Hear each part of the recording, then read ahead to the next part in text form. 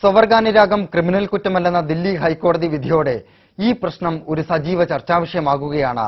മാനുഷിക പരിഗണന പോലും ലഭിക്കാതെ പാർശ്വവൽക്കരിക്കപ്പെടുന്ന സ്വവർഗാനുരാഗികൾ കേരളത്തിലും നിരവധിയാണ്. എതിർപ്പുകളെ അവഗണിച്ച് ഒരുമിച്ച് ജീവിക്കുന്ന സ്വവർഗ ദമ്പതികളും കേരളത്തിലുണ്ട്. അത്തരത്തിൽ തൃശൂരിൽ ജീവിക്കുന്ന ശ്യാമിനെയും സിംജോജിനെയും പറ്റിയാണ് വാസ്തവത്തിൽ ആദ്യം.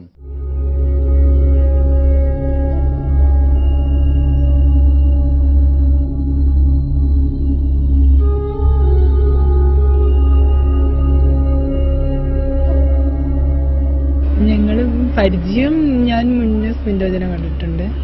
അത് ഒരു 5 വർഷം മുന്നാണ്. പക്ഷെ അന്ന് സിംജോജിനെ എന്റെ മനസ്സിലേക്ക് ഞാൻ ആകർഷിച്ചു തുടങ്ങിയിട്ടില്ല. അത് ഞാൻ ഇവിടെ ടൗണിലേക്ക് വന്നു തുടങ്ങണേ ഉള്ളൂ. അങ്ങനെ പിന്നെ എന്റെ സുഹൃത്ത് വഴിയാണ്, എന്റെ വേറൊരു സുഹൃത്ത് വഴിയാണ് ഞാൻ സിംജോജിനെ ഞാൻ വളരെ അടുത്ത് പരിചയപ്പെടുന്നത്. പിന്നെ സിംജോജി എന്റെ മനസ്സിലേക്ക് ആകർഷിച്ചു. രണ്ടാള് 2 സ്ഥലത്ത് കഴിയുമ്പോ നമ്മുടെ സ്നേഹത്തിന് അകൽച്ച മാറി തോന്നി. രണ്ടാൾക്കും ഒരു കൂരയുടെ കീഴിൽ താമസിക്കണം തോന്നി. അപ്പൊ രണ്ടാളും കൂടി തീരുമാനിച്ച് മാറാം. കുറച്ച് പൈസ തട്ടിക്കൂട്ടി ഒരു വീട് ഉണ്ടായി വാടകയ്ക്ക് എടുത്ത് അവിടെ താമസിക്കണം. അപ്പൊ എന്നെ സംബന്ധിച്ചുള്ള എന്റെ ലൈഫാണ് ഏറ്റവും വലുത്. അവർക്ക് അവരുടെ ആഗ്രഹപ്രകാരം ഒരു കല്യാണം കഴിച്ച് ജീവിക്കാന്നൊക്കെ പറഞ്ഞാൽ എനിക്ക് അതിനോട് വലിയ താല്പര്യമൊന്നുമില്ല. ഞാൻ തിരഞ്ഞെടുത്തത് അല്ലെങ്കിൽ ഞാൻ ഇഷ്ടപ്പെടുന്ന ഒരു ജീവിതം ഇങ്ങനെ ഒരു ജീവിതം. പിന്നെ അവരുടെ ഇഷ്ടത്തിന് ഞാൻ മൈൻഡ് ചെയ്തില്ല. എന്റെ കൂടെ ഇത് നമുക്ക് തിരിച്ചറിവാണ്. അതായത് ഞങ്ങളിപ്പോ ഒന്നിച്ച് ജീവിച്ചാൽ എന്ത്, ആർക്കാണ് നഷ്ടം വരാൻ പോകുന്നത്? സമൂഹത്തിൽ ഇതിൽ ഇടപെടേണ്ട ആവശ്യം എന്ത്? സമൂഹം ഉന്നയിക്കുന്ന പ്രധാന പ്രശ്നം കുടുംബം, അതുപോലെ തന്നെ കുട്ടികൾ എന്നുള്ളതാണ് പ്രധാന പ്രശ്നം. ചിലര് HIV ആയിട്ട് HIV ഭാഗം പറയുന്നവരുണ്ട്. പക്ഷെ അത് മൈൻഡ് ഉണ്ട്, അത് അറിയില്ലായ്മയാണ്. പക്ഷെ കുടുംബം പ്രത്യുൽപാദനം ഇതാണ് മെയിൻ ഘടകം.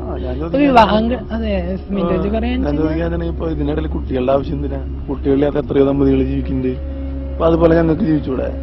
അഥവാ പിന്നെ ആണും പെണ്ണും തന്നെ ജീവിക്കുന്ന എന്താ കുഴപ്പം? 2 ആണുങ്ങൾ കൂടി ജീവിച്ചു കഴിഞ്ഞാൽ എന്താ കുഴപ്പം? എല്ലാ ജനങ്ങൾക്കും ഇത് മനസ്സിലായിന്ന് വരില്ല. പക്ഷെ മനസ്സിലാക്കുന്ന ഒരു വിഭാഗം ഞങ്ങളുടെ കൂടെ ഉണ്ട്. അത് തന്നെയാണ് ഞങ്ങളുടെ ഏറ്റവും വലിയ ധൈര്യം.